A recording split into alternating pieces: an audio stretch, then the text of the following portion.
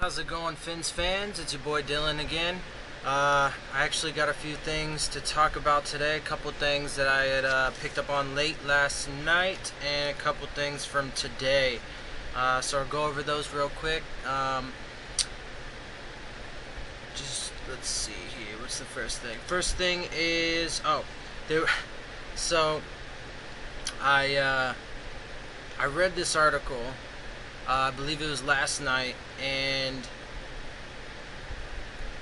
it was one of those, from every team they go through all the teams, and they talk about, a certain aspect of each team, like, well, in this particular case, it was the most overrated player from every team. So, the thing is, well, let me go ahead and tell you who the most overrated player was according to NFLSpinZone, because that's who this article was by. They think that Ryan Tannehill is the most overrated player on the Dolphins. By the way, I am sweating profusely right now because it is very warm. So if you see a little glisten on my forehead, just ignore that, and I'll do my best not to spray the camera. Anywho, so they think that Ryan Tannehill is the most overrated player on the Dolphins, which is funny to me considering nobody says anything good about him, really. Certainly not in the national media. So it's curious to me how a person who doesn't get talked good about, who, people don't pay him no compliments, they don't, say anything good about him, they just talk down on him, they think he's, a lot of people, most people, especially a lot of people in the national media think he's a bad quarterback. He's not even a good quarterback. He's a bad quarterback. So how does a person like that, how could they be overrated? That doesn't make any sense. Doesn't make any sense at all. What would make more sense, though, on the other hand, is if he was the most underrated player on the team. And I think you'd actually have an argument there. You guys should know by now how I feel about him, about Ryan Tannehill, so I won't really go too much more into it. I'm going to try and keep this short and stick to the points today, but I found that funny. So anyway, moving on past that, next article I saw was about Julian Edelman almost becoming a Dolphin on draft night. And, obviously, all kinds of things happen. You never know really what's going to happen, who's going to do what, who's going to move up, who's going to move down, so on and so forth. And actually, to be quite honest with you, I really wanted Julian Edelman because I figured, I thought that this kid, did amazing things at Virginia Tech. He's big, he's fast, he's strong, he can do a lot of really great things, side to side, or sideline to sideline, excuse me. And I wanted him. I was hoping when he was still there, when it was, us up on the clock, I wanted us to take him. We didn't. We took Minka, and I couldn't be happier, so don't, misunderstand there, but I did want him. I was elated when we got Minka, though. But, I thought it would be interesting. I thought he'd be able to shore up if we did get him, a spot that's definitely been weak for us for a while now, the linebacker unit. But I think that our linebacking unit is finally going to, come together, especially with McMillan back, with Baker, and, some of these young guys that we're picking up. I think we'll be all right there. So that was kind of interesting. As you should know, if you've seen any of my other videos recently, there's been talk about, Andre Branch, about how he's been hurt, and, he's just trying to be healthy for this upcoming training camp, and he was kind of disappointing last year, and so on and so forth. Well, there's another report out about Branch that he had attended the second annual pass rushing summit held by Von Miller, which is interesting, and that's great. I think that's awesome. I mean, there's certainly nothing bad about it. He could only benefit from it, and hopefully, he can be healthy, stay healthy, and be, a major contributor for us this year. I did also note from the article that I read about that that Charles Harris was there as well, which can only be, great things for us. Harris learning from, the Von Millers of the world, and, all the other great pass rushers that, attended and stuff like that. So I thought that was good. I thought that was great. And we'll see how that, if that can, prove to be beneficial to those two. The next one is there was an article about Danny Amendola. Obviously, we know he's got a couple championships with the Patriots, Super Bowl rings with the Patriots. He comes in clutch in the postseason. He does some good things. Obviously, he's getting older. He's, had some health issues a little bit, but, he's got a winning pedigree. And anyway, so I mean, the article, was basically talking about how he's bringing that, and that's part of the thing. I mean, I think Amendola obviously was brought in part to, make up for the loss of Jarvis Landry. But we also have, obviously, Wilson and Grant, who are going to be playing, a role there and picking up the slack on that. But it's not just that. That's the thing is that's why I was talking about the winning pedigree and stuff, because he brings that type of, mentality to our team, as do a couple of the other guys that we brought in this year. So, it can't be understated the type of leadership that he brings, the type of work ethic.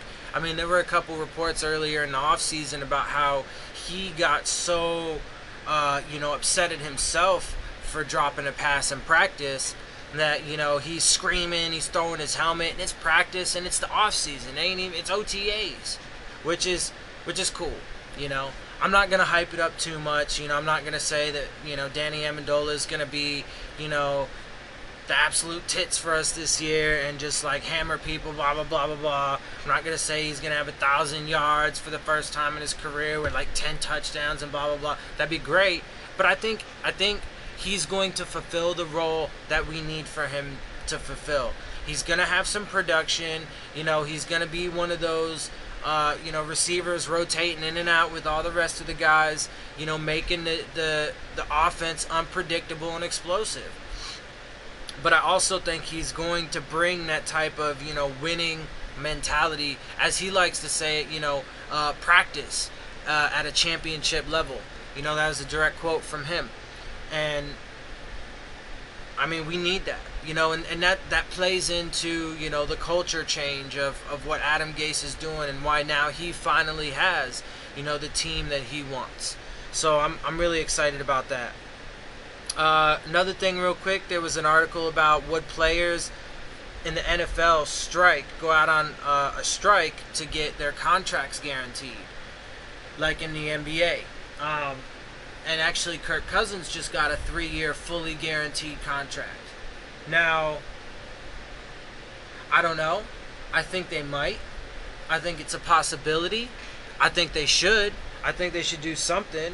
I mean, here's the thing. Like, I love football, but, the national football, and I want to see it around for a long time. I want to see us, the Dolphins, get back to championship caliber and build that dynasty again, But the NFL, with a lot of different things, is hurting itself. They should get rid of Thursday night games. I love them. They're great, and it's cool to have another night, with football, but they should get rid of them. It should be just Sunday and Monday. Because, players get tired out, man. And there's been, studies showing that more and more injuries are coming because of those, Thursday night games. Get rid of those. This whole thing with the anthem is blowing up in their face. It's just the way they've been handling a lot of the rule changes recently in recent years. I mean, the NFL's just fucking up in a lot of ways, and they're causing themselves to lose a lot of viewership, and they're still making tons of money, and they're still expanding, to Europe and everything, and across the world and everything. But I mean, they definitely need to fix some shit, for real, straight up.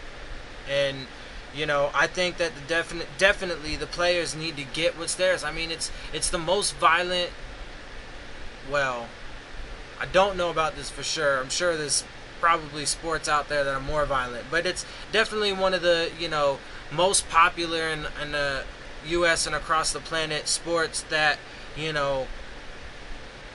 it's a full contact sport, man, and these guys get hurt. They need their guarantees. They need their money. And it could just be shorter contracts, like with Kirk Cousins, only for 3 years, right? Instead of these 4, 5, 6-year deals, where they're not even guaranteed to get the money on that back end, and then they might end up getting cut or traded or something, right? So, absolutely. I mean, I think that they should somehow, some way get their money, and I think that they should have guaranteed contracts. But hopefully the NFLPA can step up their game with a lot of this stuff, and I definitely think that the players need to. I mean, who knows? Some shit really might come to head, this year, considering the whole anthem thing. So we'll just have to wait and see. But I support the players in that for sure. The next one is there was an article about the cornerbacks that we have on the roster, and trying to figure out like which ones are on the roster bubble and so on and so forth. And this article ranked our cornerbacks. It stated we got about 11 cornerbacks on the roster right now. Obviously, we'll have to cut down from 90 to 53 towards the end of the preseason, or after the preseason. And so, it's just kind of evaluating who on the team is a lock, who's a long shot, and who's on the bubble. So what they said is that they think that the locks to make the team, and I completely agree with this, is Xavier Howard, Cordray Tankersley, Bobby McCain, and Tony Lippett. And I absolutely 100% agree with that. I mean, those are the 4 main guys. McCain's obviously our primary slot corner. And then I think, Howard, Tank, and Lip are going to actually, do a bit of rotating there on the boundaries. And they're all going to play. They're all going to get time in there. And I think they're all going to perform really well. I think our secondary is going to raise its level this year. There was 2 players that they listed as being long shots. I don't really know too much about them. I've heard a little bit, but not. I've heard their name brought up a little bit here and there, but I obviously don't have that much of an insider view. Don't really have one at all, so I don't know much. But what they say is the long shots are considered to be Jonathan Alston and Tavez Calhoun. So they're basically just saying these guys, they're kind of on the bottom of the barrel right now. It's going to be tough. It's going to be tough for them to scrape their way in. And then they listed 4 as on the bubble. So this is in between locks and long shots. So these guys are like on the edge, on the fence, could possibly make it. We got Jalen Davis, Cornell Armstrong, Torrey McTyer, and Jordan Lucas. Now, Cornell Armstrong and Jordan Lucas, who is primarily a safety, or is a hybrid safety corner, I guess. He was a safety coming out of college, I remember that. Those 2, though, we drafted them. Cornell Armstrong this year, and then Jordan Lucas, I want to say 2 years ago. Now, and Torrey McTyer, I believe last year was an undrafted free agent. And Jalen Davis this year is an undrafted free agent. But Torrey McTyer actually did some good things last year when he got some playing time. Jordan Lucas has been primarily just a special teams guy, but he's performed well there, and that's how he's kind of stuck. And Jalen Davis has had, his name thrown about a little bit this offseason by some people. So, we'll see. There's probably going to be, 2 or 3 spots open. So, I think Torrey McTyer will probably be, stick with Howard, Tank, McCain, Lippett. Torrey McTyer will probably stay around. Cornell Armstrong will it's hard to say. If we keep 1, 2, 3, 4, that could be 8 cornerbacks if we kept all 4 of them.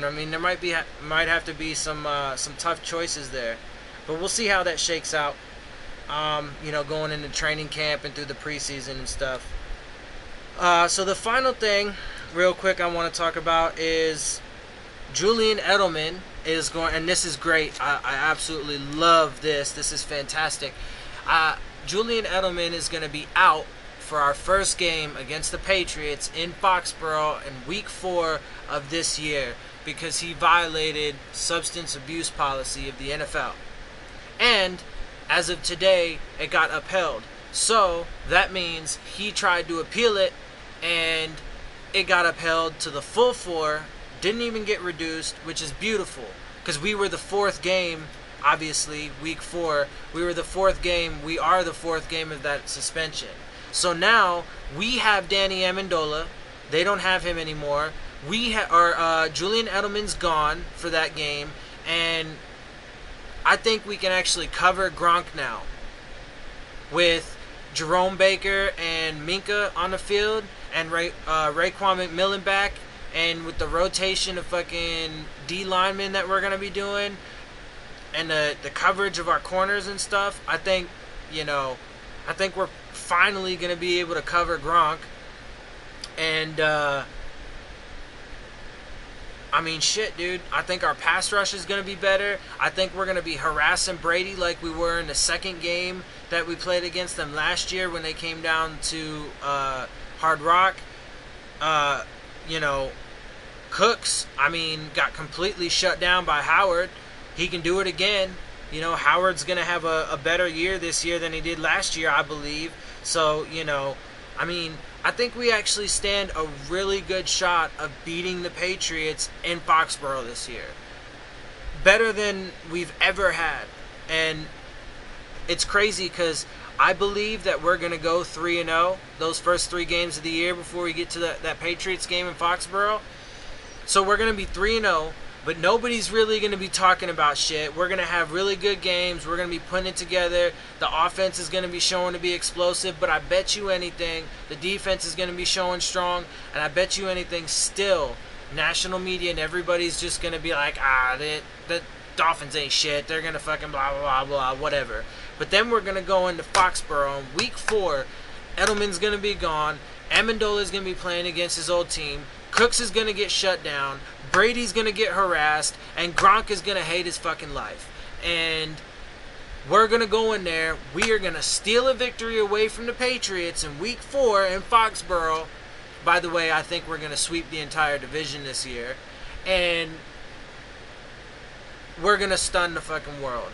We're going to stun the NFL. And everybody's going to be like, okay, you know what? Finally, people are going to start, they're going to get stopped in their tracks, and they're going to open their eyes and be like, okay, you know what? Dolphins are 4-0 to start the year. Undefeated, and they just beat the Patriots in Foxborough. And the next time we'll play them after that will be much later in the year down in Miami. And Brady currently is 7-9 in Miami. That is his lifetime record in Miami. Bruh. If we beat the Patriots in that first game, we're winning division. Flat out, point blank, bottom line, no doubts, we are winning division. If we beat the Patriots in Foxborough Week 4, we will sweep the entire division. Bills, Jets, Patriots, 6-0 in the division, AFC champions, boom, just like that. And I think it's going to happen. So wait and see. Now, that's going to be it for today. That's going to be it for this one. Hey, look, I know I'm kind of making a lot of videos. I'm having fun with it.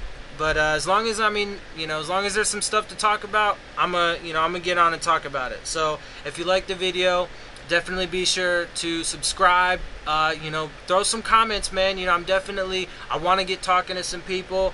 Like it. Make sure you hit the little like button, share it with your friends, put it on Facebook. I don't care, just let people know.